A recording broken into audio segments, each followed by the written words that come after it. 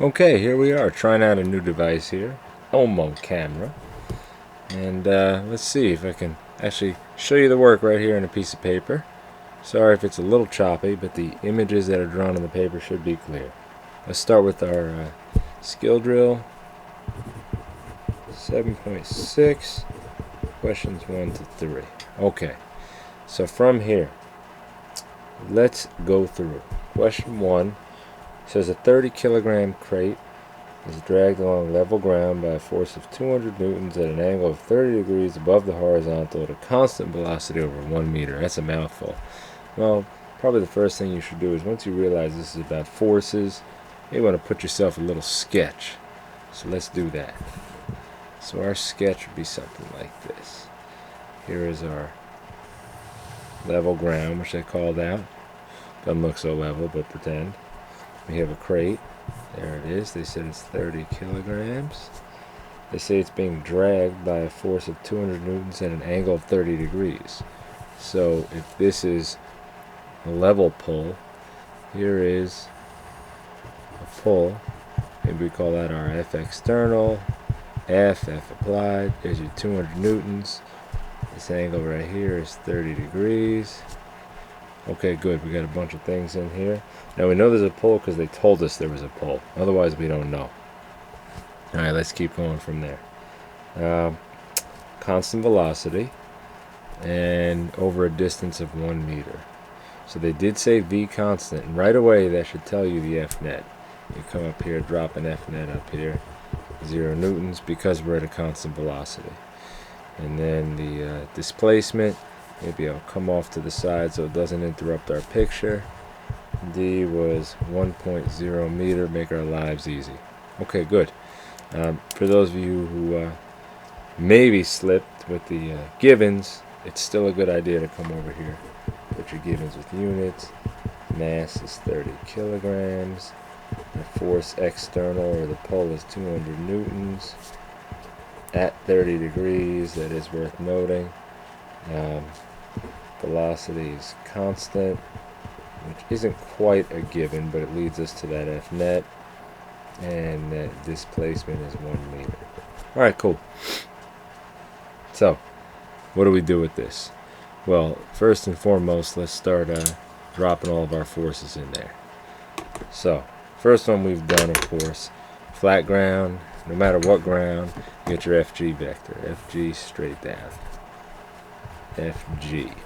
Now, we can approximate here, make our lives a little easier.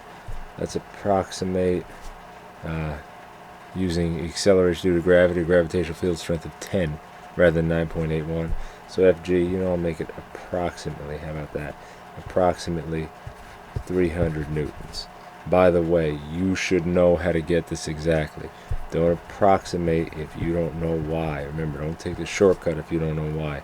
The long way, of course, is this. G is FG over M, and you can set this up and solve it. Okay, cool. So we got our FG. Now some of you might be thinking, okay, it's time to draw the FN. And the FN does point up. However, I'm going to stop it short. Because the reality is, we don't quite know how long it is because of this diagonal pull. The diagonal actually has components. Now if you remember, we want all of our vectors to align either perpendicular to or parallel or anti-parallel with the motion.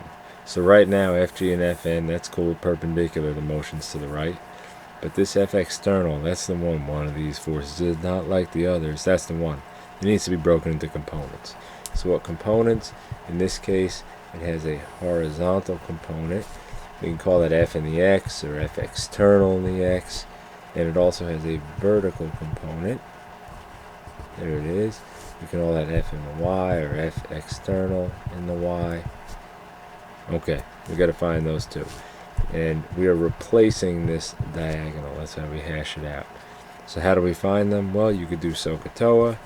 Or you can remember it's just F external cos theta is this one. So that's just 200 newtons cosine 30 degrees.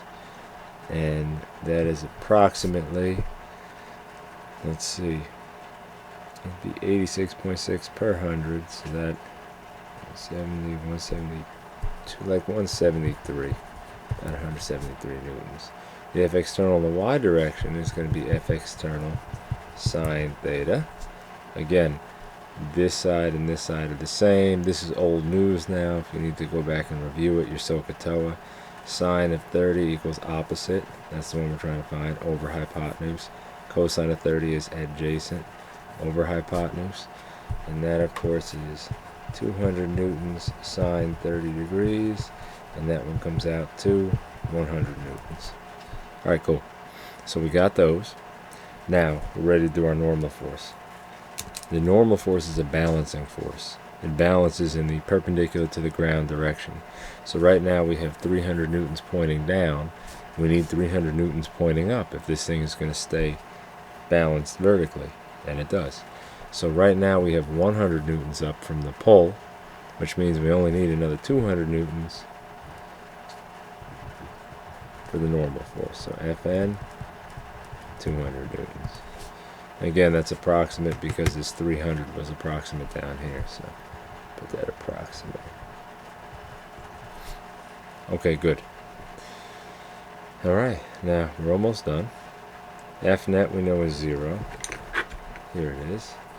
We'll be doing that in purple in our notes, so we'll try to match these colors. F net is 0 newtons. It doesn't say on, and that's 0 newtons. And if that's the case, well, we're missing something. This picture is certainly not a balanced picture. Vertically it's balanced, but horizontally it's not. We're missing something. That something will be friction. It should be the same amount as the F external and the X.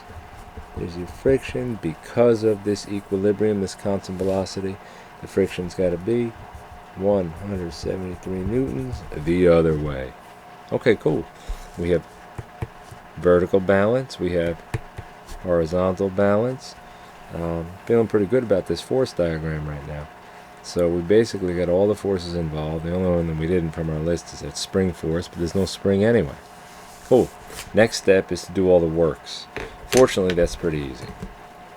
So work is just work done. It goes with each force. So work done by or against gravity is going to be the gravitational force times the displacement. But you got to be careful here. A couple of ways to go about it. One is you can just use your brain, and by that I mean, does the force cause the motion? Does a downward force cause a rightward or forward motion? The answer is no. Because of that, that work must be, since the answer is no, it must be actually 0 joules. A more mathematical way to do this would be, slide this up here, FGD cosine theta, which is 300 newtons times 1 meter times cosine of, well, the 300 is down and the displacement is to the right, so the angle between them is 90 degrees. Cosine of 90 is 0. Put it in your calculator, convince yourself. Answer, 0 joules, no matter which way you slice it. That's not OJ, that's 0 joules. Okay. For similar reasoning with the normal force, it also does no work in this case. Work normal is going to be 0 joules, as it's FND cosine 90 degrees. The F external and the Y doesn't do any work. It's also perpendicular, but in the X it does. That one does. So we could do some work external over here. It's going to be this F external X D. Now conveniently, that and the displacement, that F external X and the displacement line up, which means it's cosine 0. We're good to go. Run these numbers. 173 newtons times 1 meter is 173 joules. Cool. Good. Then we have the last one is the friction. Actually, second to last. This is work done by or against the frictional force, can be FFD. And of course, if you're careful about this, technically speaking, it is FFD cosine theta, which is 173 newtons times 1 meter times cosine of, this is actually to the left and to the right with the displacement, that's not 90, that's not 0, that's actually 180 degrees. Technically speaking, this is negative 173 joules. The truth is, if you leave the negative out in this course, nobody's going to sweat you for it. You'll be okay. Finally, net work up here, W net. Of course, if the F net times the F net is 0, this has to be 0 joules as well. Another way to get work net, which we did not quite get up to in class, but the work net is also going to be the sum of all the works here. Of course, the WG is 0, the WN is 0, don't worry about those. But the WEXT plus the WF, and this is where the negative actually matters. This is 173 joules, and this is plus negative 173 joules. So this also comes out 0 when you think about work, net work, as the sum of all the works. And you have to keep track of the negatives. Alright? So there it is. There's all the forces and all the works for this box being pulled at an angle. Not an uncommon scenario. Perhaps this would be you pulling a sled or something like that at a steady speed. Alright, let's go on to question 2.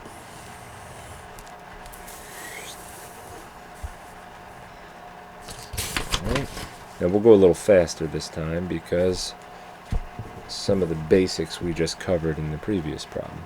So question 2 is total work done by a student in lifting a 5 Newton block a vertical distance of 2 meters. Alright, so there's a block. It's a 5 Newton block. They're lifting, so it's off the ground. A distance of 2 meters. So not bad to put your little givens with units over here. Work done by the student is really the work done external. That's really what they're asking about. Or you can say work student if you want to write it like that. Doesn't really matter how you label it, just so you recognize it's like this outside force, almost like a rope. Anyway, it's a 5 Newton block. That means the weight of the block is 5 newtons. The distance is 2 meters.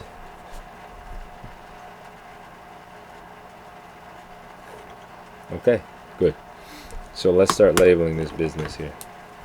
This thing, here's the block, 5 newtons means it's FG. It's 5 newtons. Probably something that you all assumed in this problem, which I did not technically write. I should have written, pardon me on that. You probably assumed that the student's pull force would match the FG. Really, I had to make the statement at a constant velocity, and I should have made that statement, but let's assume that. Knowing it's a constant velocity, you could jump over here and declare F net is 0 newtons. And knowing that also, you know the student's pull force. So the pull force has to match the FG. We can call it F student if you want, doesn't matter. And that also is going to be then 5 newtons. And we have a little displacement vector here, 2 meters. Okay, cool. So really they're only asking about the work done by the students. So we can do that real quick. Work student equals F student D. Now if you want to get technical, there should be a cosine theta there, but notice the force of the student and the displacement line up, so that's cosine of 0, which is just a 1. So this is just 5 newtons times 2 meters, and of course this comes out to 10 joules. Now, if you do the work done against gravity, which I asked you to find everything, technically wasn't part of this question, but it's easy enough. Again, you're going to have your FGD. You do kind of have to worry about the cosine theta to be technical here. This one is 5 newtons times 2 meters times your cosine of 180 degrees. And this one comes out to negative 10 joules. And by now, we're not surprised. The net work F net D, well, 0 times anything, it has to be 0 joules. But we're also not surprised that 10 joules plus negative 10 joules will give you 0 joules. So that's everything on that. Okay, then we went a little faster. Let's check out question 3. 3 was a little messier, admittedly. However, ramps tend to be favorites of test writers, so let's check out question 3. Alright, diagram represents a block on a ramp. Let's sketch out that ramp real quick. Ramp, ramp, ramp. There are a few things about the ramp. The base was 5.30 meters. The height was 1.80 meters. The diagonal was 5.60 meters. They drew the block starting down here. Called it a 50 Newton block. And there's a force up the hill. You can draw it on either side of the block. I tend to like to draw forces leading the way. There's your F. You can call that an F external, you can call it F, whatever you want. Okay, cool. Now, givens with units. 50 Newton box is its weight.